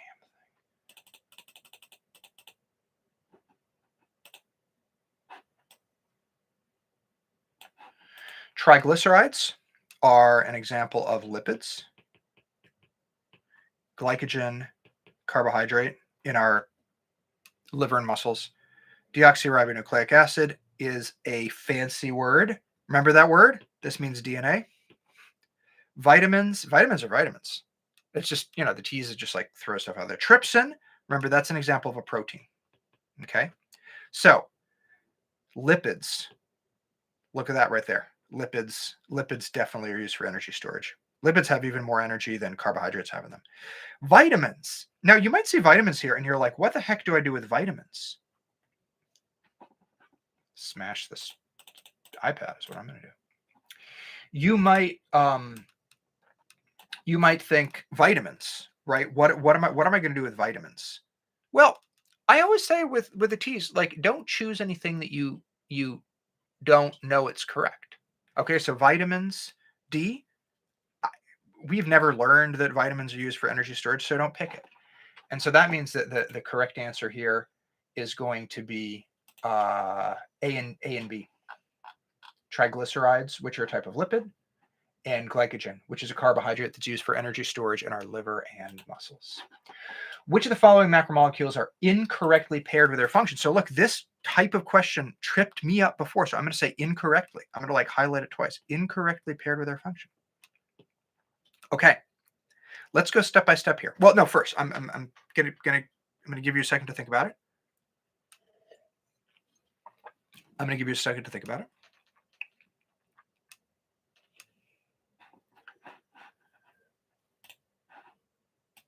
And we're going to start doing this step by step. So glycogen. Is glycogen used for energy storage? Yes, it is. Energy storage, I keep saying this over and over again. Glycogen, it's carbohydrate, energy storage in our liver and muscles. So it's right, and since we're looking for the incorrect thing, we're going to cross it off. Amylase, digestion of carbohydrates. Remember, amylase is one of the proteins that you should know. And that is, in fact, what it does. Amylase does digestion of carbohydrates in our saliva. It starts breaking down the carbohydrates in starch, in breads and stuff like that. So this is right. So, okay, so cellulose, enzyme catalysis. Anyone remember what cellulose does? It's one of those like must-know chemicals. Famous examples of one class of macromolecules. Cellulose is a carbohydrate. Cellulose makes, I'll write it right here. Cellulose, wood and plant cell walls. So is it doing enzyme catalysis? No. So that's probably our right answer. Because what does enzyme catalysis? Proteins, not carbohydrates. Cellulose is an example of a carbohydrate. Okay. It's an example of a carbohydrate. Okay. So this is probably right. Estrogen is a chemical messenger. Yes, absolutely. Estrogen is a steroid hormone. Hormones send signals, messages throughout our body. Estrogen is definitely a chemical messenger. Yes. Cross it off. So cellulose does not do enzyme catalysis. You may also remember something that I briefly mentioned. OSE means carbohydrate. And ASE, it's a good thing to know, means protein. Specifically, it means enzyme. If you see a name that ends in ASE like here, amylase, that is going to be an enzyme. Now, there are enzymes that don't end in ASE, but pretty much whenever you see ASE, it's going to be an enzyme. Going to be an enzyme. The enzyme amylase. Bam! Look at that. The enzyme amylase is present in saliva. Yes, it is. It helps digest starch to create glucose monomers. This is an example of anabolism, catabolism, dehydration, or polymerization. Ooh, this is good. This is good. It helps digest starch to create glucose monomers. I'm going to start drawing some pictures here. So this is how we might draw starch. Starch is a polymer. And amylase breaks the starch polymer down into individual glucose monomers.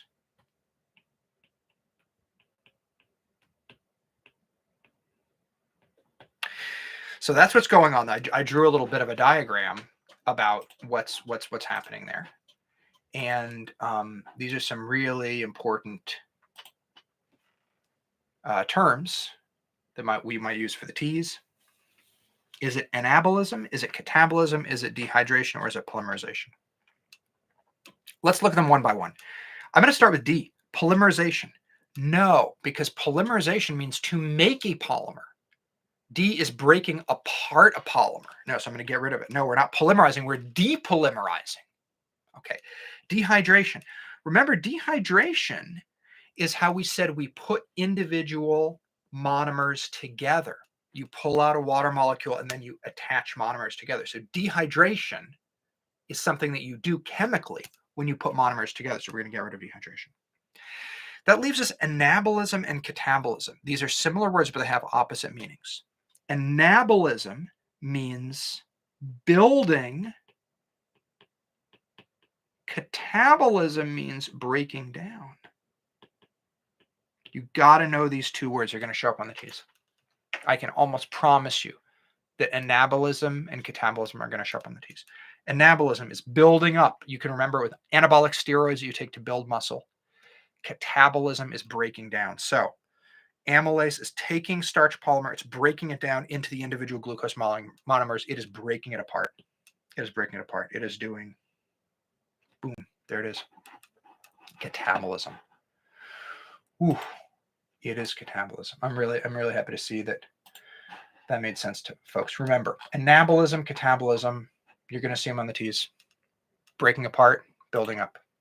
Which of the following macromolecules carry genetic information? Select all that apply. Cellulose, deoxyribonucleic acid, protein enzymes, ribonucleic acid, or triglycerides. Now, if you're like many people, you're going to freeze up here because you're thinking genetic information and you're going to think of two things. You're going to think genetic information and you are going to think DNA and you're going to think of RNA, and then you're going to look at the answer choices and you're going to say, where the heck are these?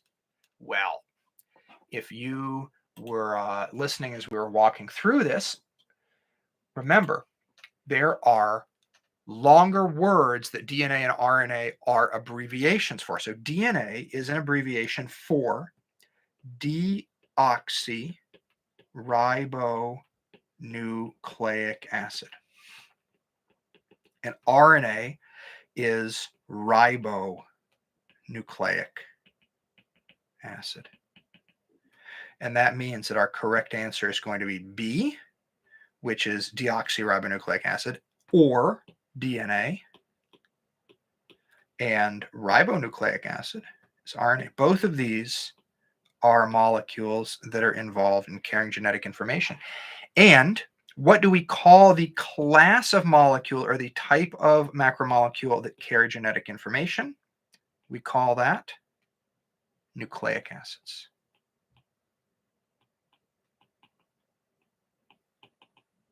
All right, nucleic acids. Any questions about that? It was one of those things that was kind of tricky if you don't know these abbreviations, or if you don't know what the abbreviations stand for, right? If you're just like DNA and RNA, that's great. Like if you think genetic information and your brain goes to DNA and RNA, you're halfway there. But this is a tricky question because just the way, the TEAS does a lot of stuff, they don't give you those abbreviations. Instead, they give you the full names. So you got to know DNA, but you've also got to know its long name, deoxyribonucleic acid, RNA, ribonucleic acid. As long as you know those, you're going to be set for questions like this. Let's move on.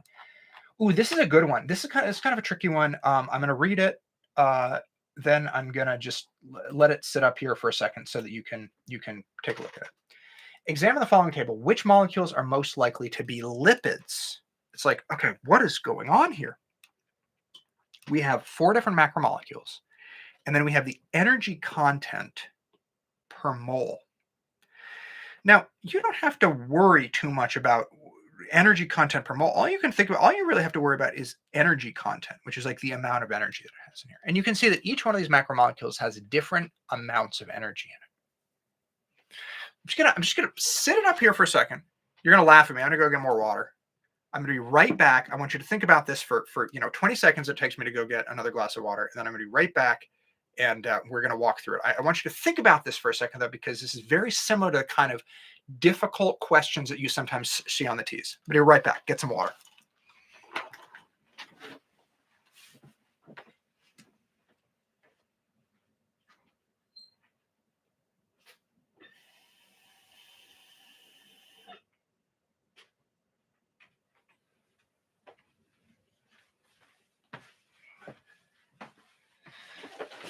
All right.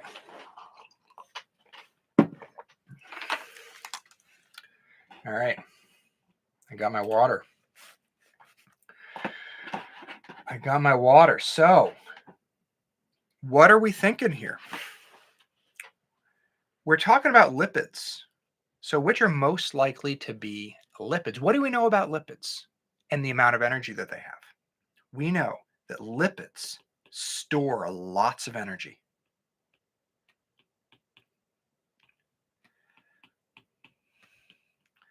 They store lots of energy. So if we look over these choices, some of the molecules store a lot of energy, some store very little energy. So let's look over our choices. A, 1 or 4 are most likely to be lipids. Okay, so that's 1, 4. This has a relatively high amount of energy, and this has a relatively high amount of energy. So it's possible that A is correct. Okay, because maybe it's 1 that has a lot of energy in it, 4 has a lot of energy. Okay, 2 or 3 compared to all the other ones, that's pretty low in terms of the amount of energy, and 4 is really low in terms of the amount of energy. So I don't think it's going to be that, because we are looking for molecules with very high energy. Now, 2 only? No, 2 only is very low, and lipids store lots of energy. So let's get rid of that. And what about D, 3? 3 only. That's even lower. That's the lowest. It is very unlikely that that would be a lipid, because lipids store lots of energy, and that stores the least amount of energy. So I'm going to get rid of that, and I'm going to choose A. Say that maybe this is a lipid, maybe this is a lipid. It's hard to know exactly, but we can rule out which ones are likely not to be lipids. If something does not have much energy in it, it is like probably not a lipid. Okay. Which of the following molecules has the lowest solubility in water? Okay, think this through. Lowest solubility in water. Okay. Lowest solubility. What does that mean? It means that it doesn't dissolve well in water. It means that it's insoluble. It means that it might be described as nonpolar. It might be that it's described as hydrophobic, maybe. All of these terms, low solubility, insoluble, nonpolar, hydrophobic, what are we going to be looking for here? We are going to be looking for a lipid, oil, fat, or wax. A lipid. So the question is really asking, which is a lipid? Up. Which is a lipid? Which is a lipid? Let's go through this step by step. It's very important to know some of these examples, right? We want to know when we see these examples of particular chemicals on the T's, we want to be able to know for each one, is it a carbohydrate, a protein, a nucleic acid, or a lipid? Sucrose. What is sucrose? Sucrose is a sugar. It's a carbohydrate. It is not a lipid. Cross it off. Amylase. What is amylase? It is a protein. Amylase is an enzyme that breaks starch down into the individual glucose molecules it's made up of. Amylase is found in your saliva. Cross it off. Testosterone. What is testosterone? Testosterone is a steroid hormone. It is an example of a lipid. That's probably correct. DNA. What is DNA? DNA is a nucleic acid. It is not a lipid. Cross it off. And that means that the lowest solubility here is going to be testosterone, because testosterone is a lipid. Testosterone is a lipid. Estrogen is a lipid. Aldosterone, cortisol, cholesterol are examples of lipid hormones. Very, very, very important to know. So there we go. A couple more. Which of the following macromolecules assists in the breakdown of proteins? Breakdown of proteins. This just comes down to, this is kind of like trivia. It's like, did you learn it or did you not? So amylase, we just talked about amylase. It breaks down starch or carbs. So it does not break down proteins. Pepsin breaks down proteins. It is an enzyme that breaks down proteins. So it is probably our right answer. We're just going to keep going there. Collagen and keratin, what's their job? They're proteins. What do? Do they break things down? Do they build things up? Kind of. They build things up. They make hair and nails. So they're not breaking down proteins. They're making beautiful hair and beautiful nails, which means that the answer here is going to be pepsin. Pepsin. 2 more? 3 more? Almost there.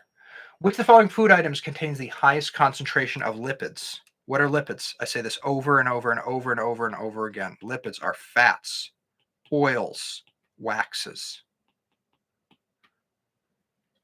Just gonna let you think about this for 2 seconds. Yeah, you guys are all over this.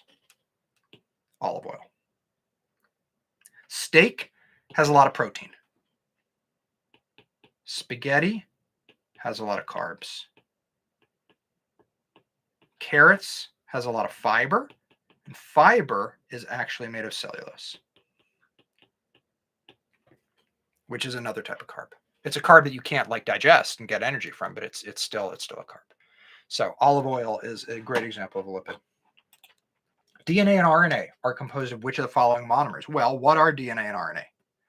DNA and RNA are examples of the type of macromolecule called nucleic acids.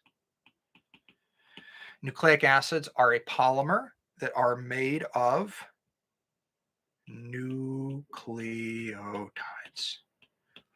That means that C is the correct answer. In an animal, muscular tissue is primarily composed of which of the following macromolecules? You know, this is just probably one of those things that you have to know. You probably know this from sort of daily life. Muscular tissue, made of proteins. That's why, like, if you're a bodybuilder, you have to eat a lot of protein if you want to grow your muscles, because muscles are primarily made of protein. So you got to eat a lot of proteins. Okay. What is a peptide bond? Ooh, read this over. We specifically talked about a peptide bond. We specifically talked about a peptide bond.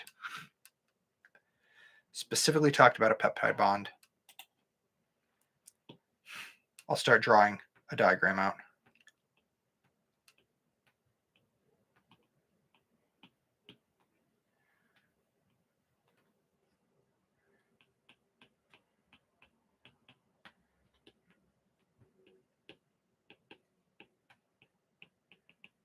See where this is going? Yeah. Peptide bonds are covalent bonds between amino acids. Peptide bonds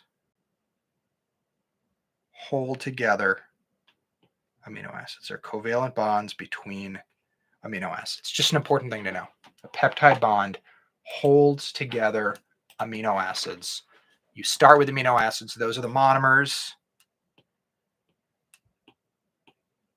You put a bunch of amino acids together. You make a polymer. You make a protein. And those monomers are held together by peptide bonds. Where's my pointer? Which of the following categories of macromolecules would be most likely to affect the rate of a chemical reaction? What's the most important term here? Affect the rate of a chemical reaction. Affect the rate. Speed it up. Slow it down, probably speed it up. So, affect the rate, affect the speed. What is an example of something that affects the speed of a chemical reaction? A catalyst. A catalyst speeds up chemical reactions. Okay. Catalyst speeds up chemical reactions. And most catalysts are made of enzymes. And enzymes are usually made of what? protein. And I'm even going to take this a step further. Proteins are made of what? Amino acids. So, as I've said before, like this thought process, you got to be so ready for this on the T's, right? Speed or rate of chemical reaction. Catalysts speed up chemical reactions. Enzymes are catalysts in living things. Proteins. Enzymes are made of protein. Protein is made of amino acids. So, which of the following categories we're looking for? Protein, carbohydrate, no. Lipid, no. Nucleic acid, no. Protein. Proteins make enzymes which speed up or affect the rate of a chemical reaction. Which of the following is a disaccharide? Sucrose, cellulose, starch, or glycogen? Sucrose. Glucose. You take one glucose monomer and you connect it to one fructose monomer and you get sucrose. Disaccharide. Cellulose is a long chain that makes up wood. Starch is also a long chain that stores energy. Glycogen is a long chain, a polymer. B, C, and D are all long polymers. Sucrose is just two simple sugars, two monosaccharides. Here's the last question. Which of the following is not a polymer? I'm going to let you guys think about this for a sec. Which of the following is not a polymer? The following is not a polymer.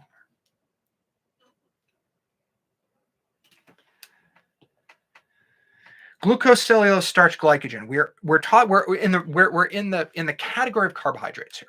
Okay, right? And we have our monomers that we put together to make many macromolecules. And for carbohydrates,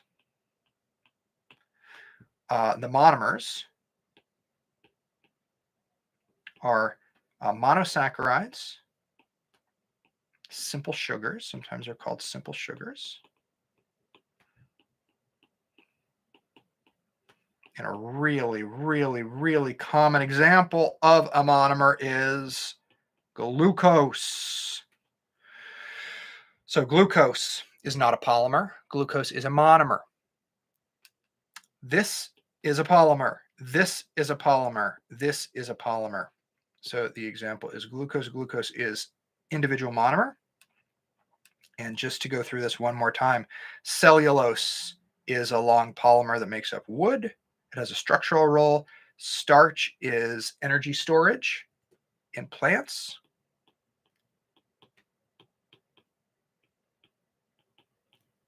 Energy storage in plants.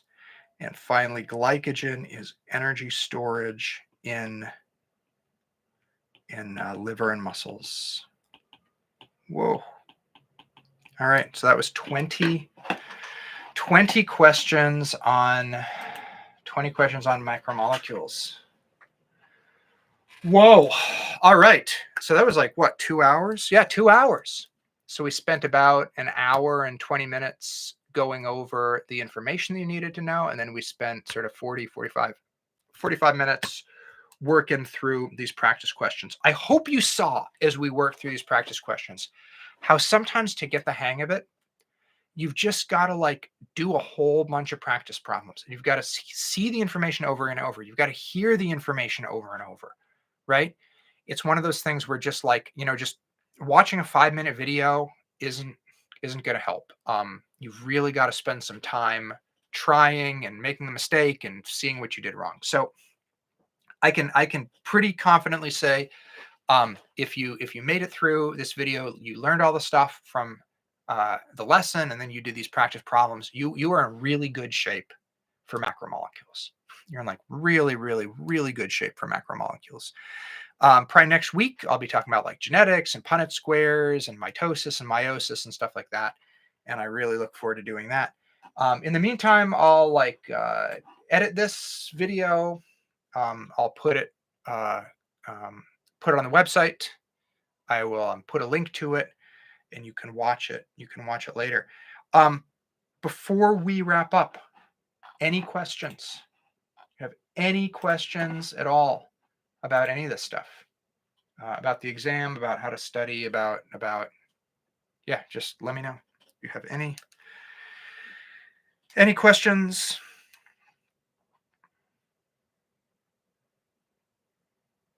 All right. Well, that is that. I'm really had a really good time. I hope this was helpful. As I said, I can confidently say that you guys are know so much more about macromolecules now. You really understand this well. So anyway, if I can help in any way, send me email, tyler@teasinOneday.com. Check out my website, teasinOneday.com, and I'll let you know. I'll let you know when we will do the next live stream. Yeah, we'll be doing anatomy and physiology soon. I'll get to that in a week, maybe 2 weeks. But yeah, I will let you know. All right. If I can do anything to help you, reach out. I'll talk to you soon. Best of luck for the teas. Take it easy.